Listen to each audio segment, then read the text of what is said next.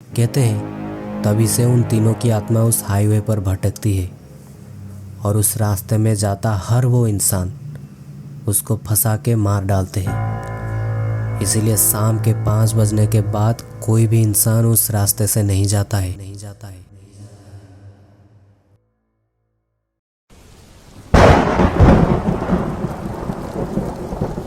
दिसंबर का महीना था। आसमान में काले बादल का साया था।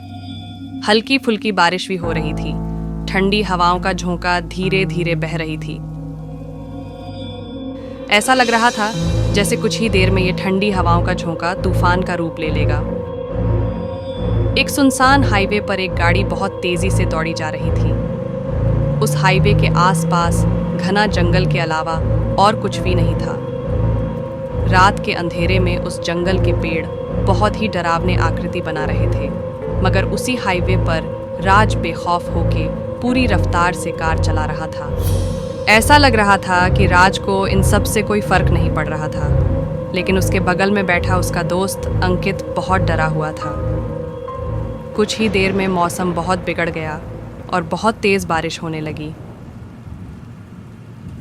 राज, गाड़ी रोक दे, कुछ देर यहाँ रुक जाते हैं, बहुत तेज बारिश हो रही है। हाँ यार, सही बोल रहे तू, मुझे भी ड्राइव करने में दिक्कत हो रहा है। राज एक तरफ में अपनी कार रोकता है। मैं बोल रहा था ना तुझे, कल सुबह चलते हैं। यार, माँ की तबीयत अचानक से बिगड़ गया। मुझे लगा कि 2 घंटे के अंदर पहुँच जाएंगे, पर किससे पता था कि मौसम इतना ख़राब हो जाएगा। रात काफ़ी हो चुका था। राज अपनी नज़र इधर उधर दौड़ा ही रहा था कि उसे थोड़ी ही दूर पर कुछ लोग दिखे। एकदम अच्छे से देखने पर उसने देखा वहाँ एक बड़ी सी पेड़ के नीचे 3 लोग खड़े थे। एक बूढ़ा आदमी और उसके साथ उसकी पत्नी थी और उन दोनों के साथ एक लड़की। अंकित, ये लोग कौन है? कोई भी हो, अपने को क्या? अरे शायद उन लोगों को मदद चाहिए, इसीलिए वो लोग वहाँ पे खड़े हैं। तू पागल हो गया है? ये लोग इतनी रात को यहाँ क्या कर रहे हैं? अब ये तो वो लोग ही बताएंगे ना।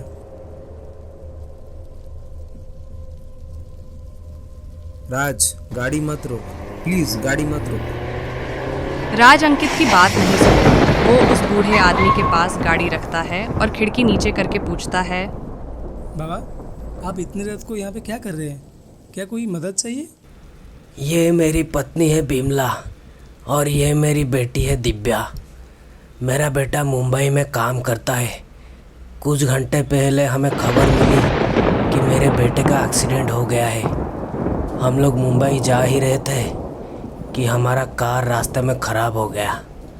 अरे मैं भी मुंबई जा रहा हूँ, पर आपका कार कहीं आसपास दिखाई नहीं दे रही। बेटा, हमारी कार कुछ दूर पीछे खड़ी है, शायद इतने अंधेरे में तुम्हें दिखाई नहीं दी होगी। बूढ़े आदमी की कहानी सुन के राज का दिल भर आया। वो अपने बारे में सोचने लगा। वो भी तो अपनी माँ की तबीयत खराब सुन के रात में ही अपनी माँ के पास ही तो जा रहा था। ठीक है बाबा, आप फिक्र मत कीजिए, आप मेरे गाड़ी में बैठिए, मैं आपको मुंबई छोड़ दूंगा। राज के मुंह से ये बात सुन के उन तीनों के आंखें मानो जैसे चमक गए। राज को लगा कि वो खुशी के चमक थे और वो तीनों राज के गाड़ी के पिछली सीट पर बैठ गए। राज कार ड्राइव करने लगा। कुछ दूर जाने के बाद राज को एक अजीब सी महक आने लगी। राज ने देखा कि अंकित अपने मुंह पर रुमाल दे के बैठा है। राज को समझ नहीं आ रहा था कि आखिर ये महक आ कहाँ से रही थी। तभी उसका नज़र कार के रियर व्यू मिरर पर पड़ा और जो उसने देखा वो देखने के बाद राज बहुत ज़ोर से चिल्ला उठा। उसने देखा कि उन 3 लोगों का शरीर बिल्कुल जला हुआ था और वो तीनों बहुत ही खतरनाक अंदाज में राज और अंकित को देख रहे थे। राज ने वहीं पर गाड़ी रोका और अंकित को बाहर निकलने को बोला। दोनों राज और अंकित अब बहुत तेजी से वहां से भागने लगे, पर उन तीनों ने अंकित को पकड़ लिया। बहुत ही बेरहमी से उन लोगों ने अंकित की सर काट दिया और उसका खून पी के उसका मांस खाने लगे। अपने ही दोस्त का ऐसा हाल देख के राज बहुत डर गया था और अब वो तीनों राज के तरफ बढ़ने लगे।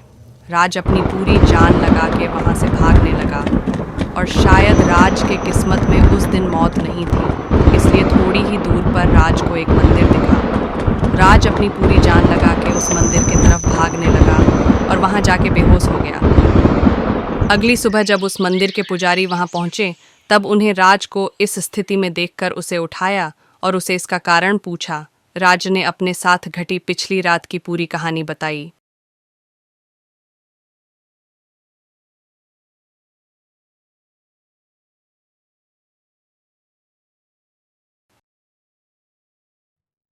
बेटा, तुम्हारा किस्मत बहुत ही अच्छा है जो तुम उन तीनों से बच गए, वरना आज तक उन तीनों से कोई भी नहीं बच पाया। पर बाबा वो लोग है कौन? है नहीं बेटा, थे। एक रोज़ वो बूढ़ा आदमी अपने पत्नी और बेटी के साथ अपने बेटे के पास जा रहा था और रास्ते में उन तीनों का एक्सीडेंट हो गया।